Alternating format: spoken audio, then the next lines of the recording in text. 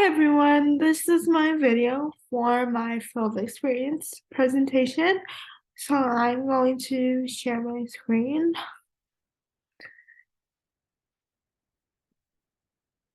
All right,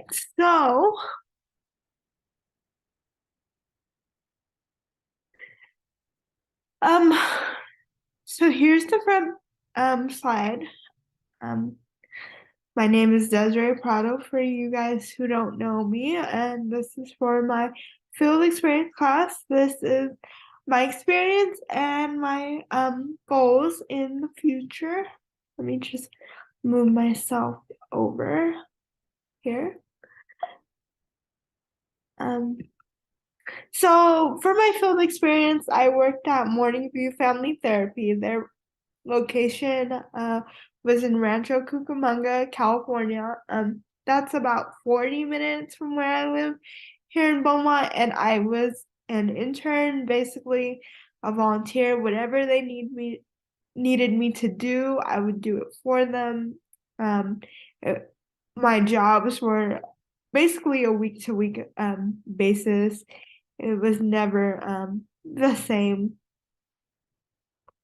So task I completed during the internship. I started my internship really early before the class officially started. I started August 1st, and then the class started August 26th. So before the class started, I worked on two PowerPoints.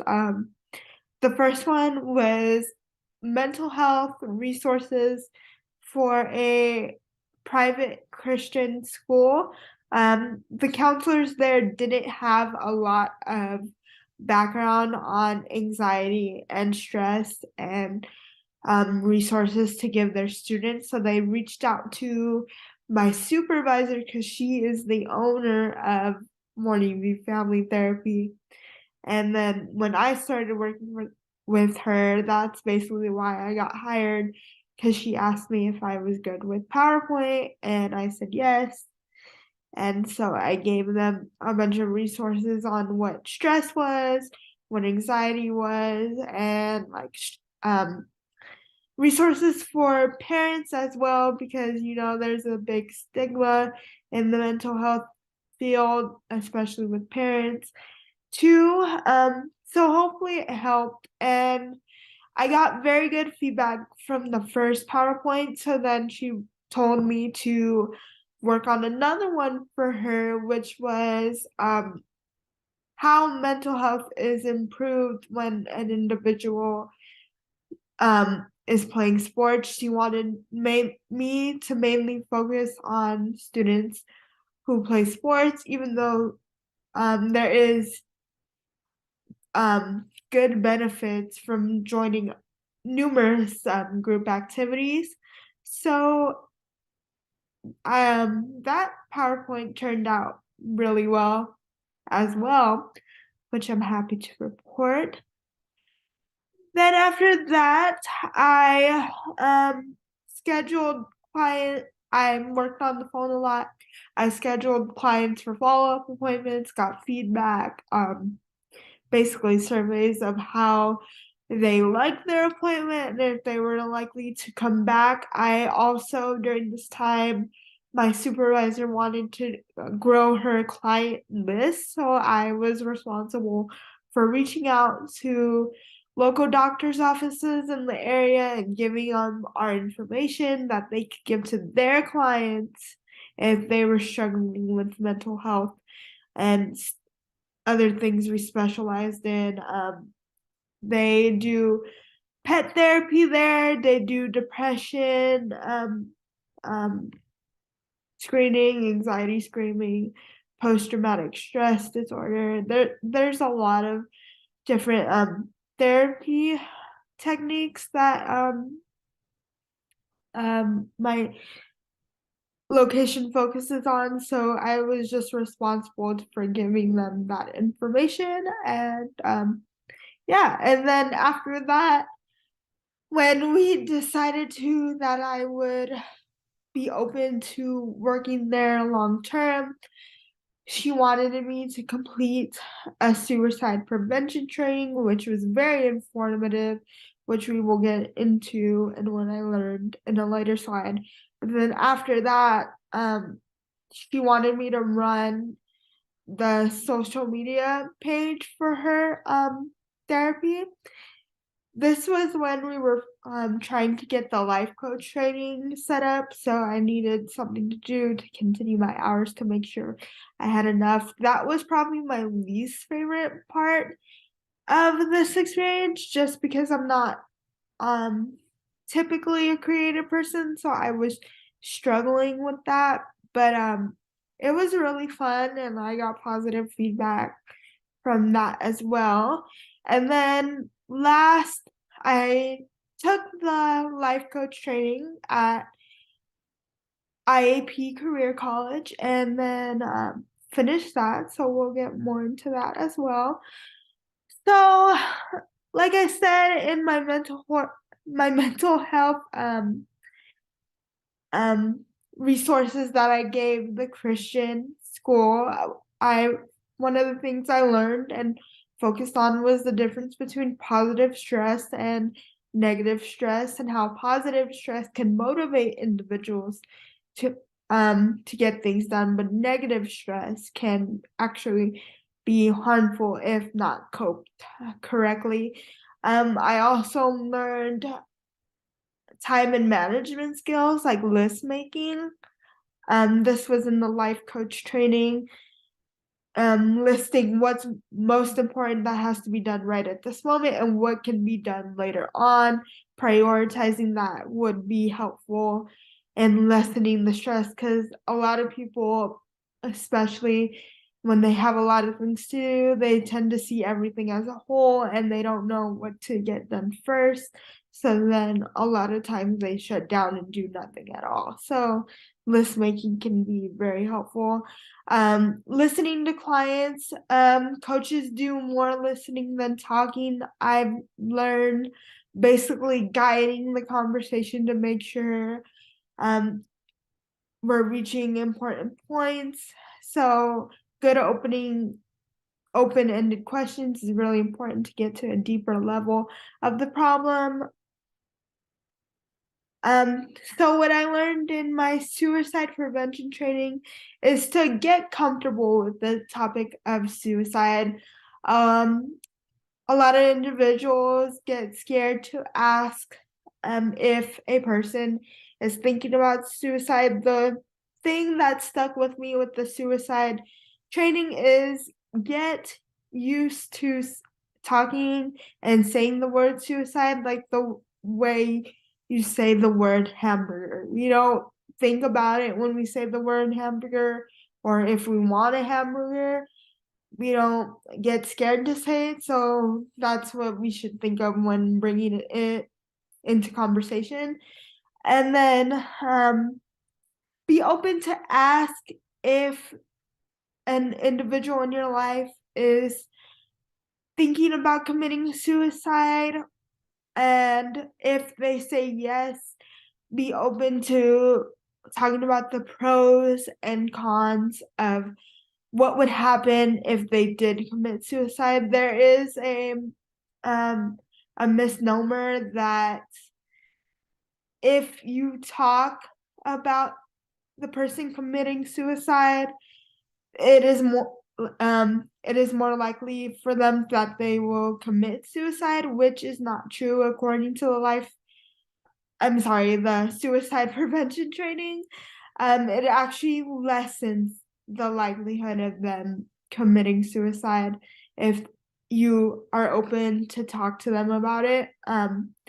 Other things that we would work on is creating a safety plan to make sure they feel safe around themselves, because that's one of the problems that clients feel when they have feelings of suicide. They don't feel safe um, being with themselves because they don't trust themselves. So they will create a list of people, including their therapist, that they feel comfortable to talk to if they're having suicide ideation and thoughts of suicide. Make sure they have resources like texting or calling 988, which is an easier number to remember now, which is helpful. And also, one thing that I found really interesting that research covers is if you remove the method of suicide that the um, person has chosen, like getting it out of their sight, like a pill bottle or a gun, they're more likely to feel safe being around in their own home when they know that the method that their mind has chosen is no longer available. They are less likely to go and choose another method. What I learned about marketing and running a business is to post on social media frequently to build an audience. Um, During my recruiting stage of my internship, I experienced a lot of rejection, which was kind of shocking to me. I wasn't expecting to experience that much rejection. However, I am glad that I at least got five the local doctor's office to be open to sending their information. I don't know what happened after that because it was my supervisor's job to provide them with more detail information. It takes a while to build your social media account, which I knew from previous experience. People are very hesitant to engage in social media, and collaboration is very important when producing ideas. There was a lot of times where I experienced a lot of roadblocks, um, and I didn't have an outlet to reach out to because of my job being remote. So as many times as I could, I tried to reach out to some people with experience in this, and I got some ideas, but it was definitely difficult at times. And my favorite part of my internship was probably going to the office once a month. There I learned that they covered everything that needs to be improved in the office, like technological things, like stuff that needs to be improved. Like they wanted to put a camera in the outside area just in case someone ever broke in or was in trouble.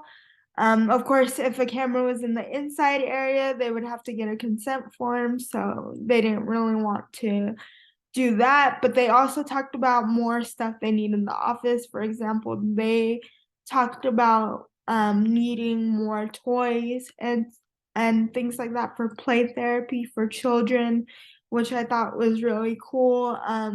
Because they had a limited supply to the point where they were drawing faces on Jenga blocks to use as dolls because they didn't have any at the moment, which I thought was very creative and a good use of the resources they did have. Um, I didn't observe many clients. The only client interaction that I had was through the phone during my follow-up calls. A lot of my follow-up calls, I realized that the clients list was white women, and it was very few men. And I think I didn't see any like different ethnic groups except for one. I believe he was Indian that I did a callback for. That was the most diversity I got.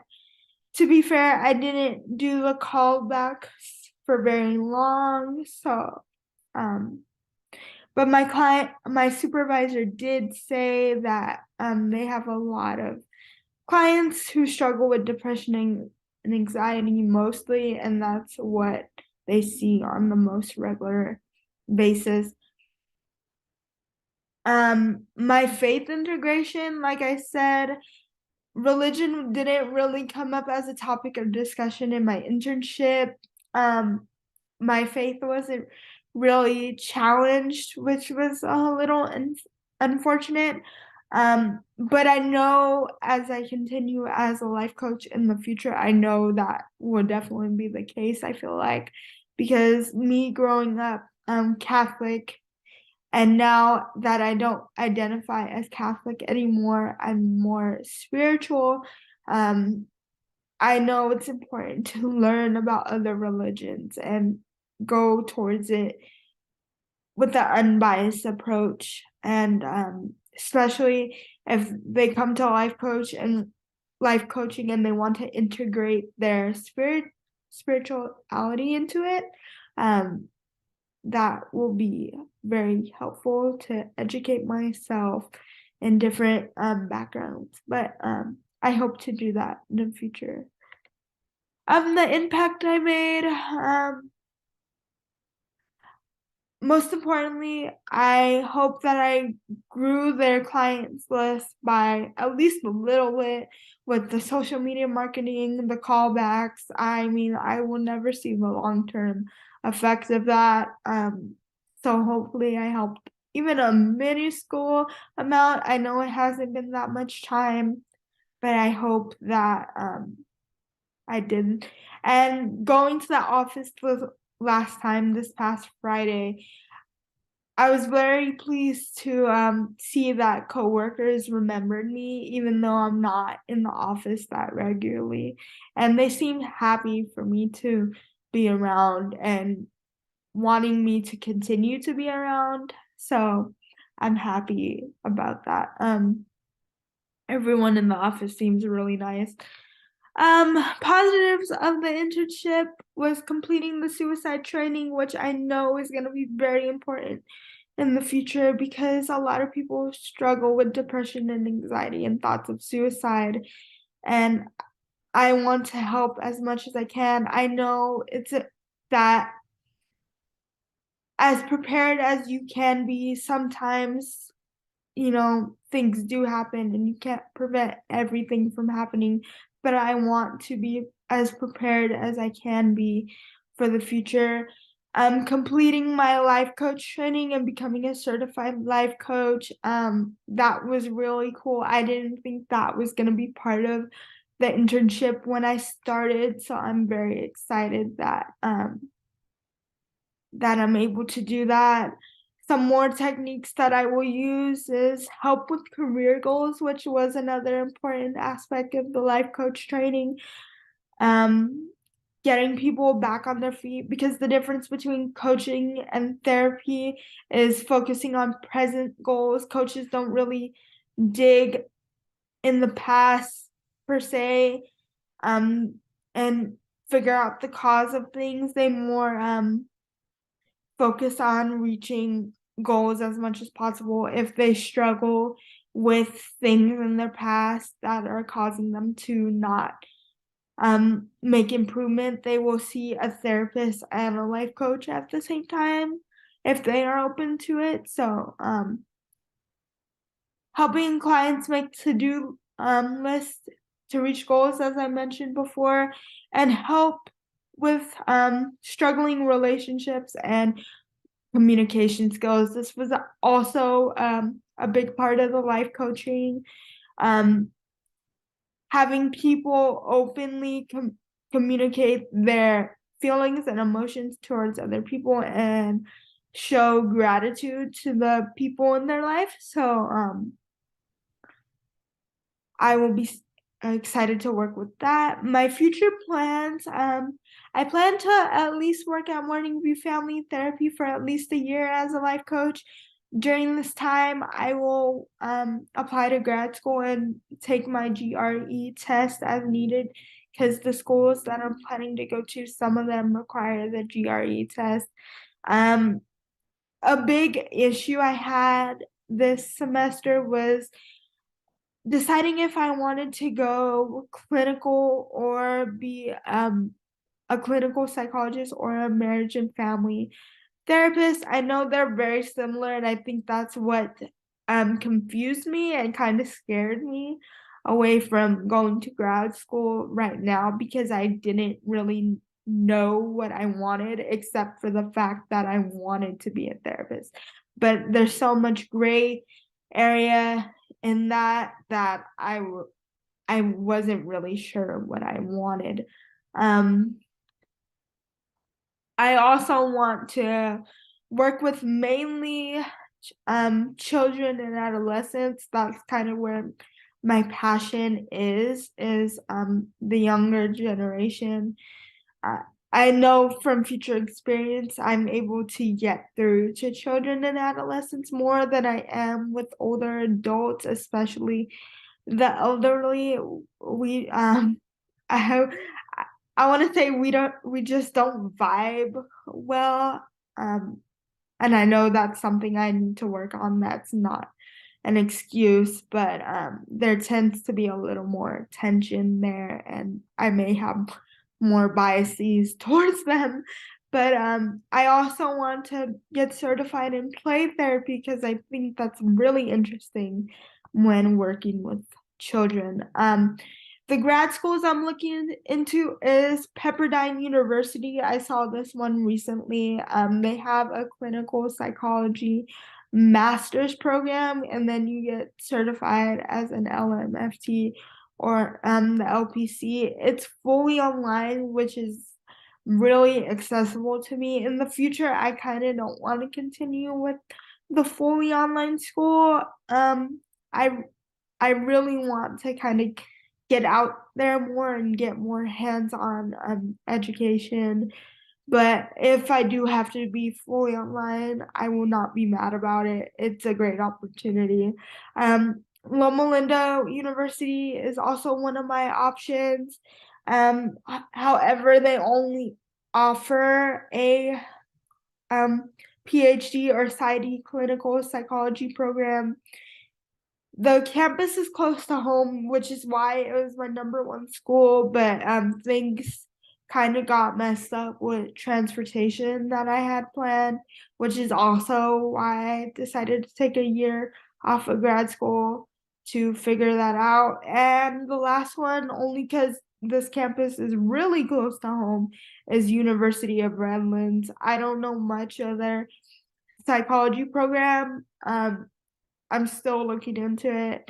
I don't know how good their psychology program is or not, or even if they offer one in the areas that I want to work in, but I'm still working on that. And I applied to them before and they denied me as an undergrad student, so there's that. But I'm still keeping an open mind about that. And there is my references.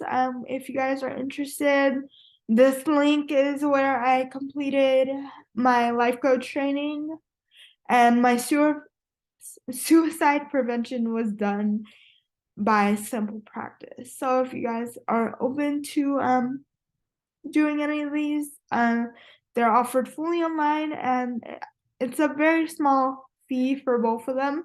So if you're open to looking into those, I included them there for you. Thank you for listening, and I hope you enjoyed my presentation.